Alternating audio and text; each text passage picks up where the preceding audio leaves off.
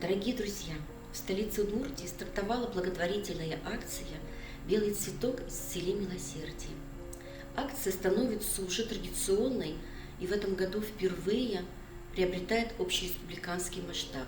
Принять участие в ней может каждый житель Удмуртской республики, проживающий и в городе, и в районе.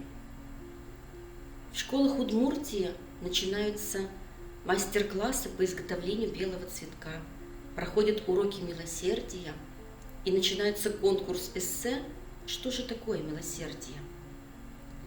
Волонтеры помогают в сборе средств для больных детей. Я выражаю огромную благодарность и искреннюю признательность инициатору этой милосердной акции, митрополиту Ижевскому и Удмуртскому Викторину.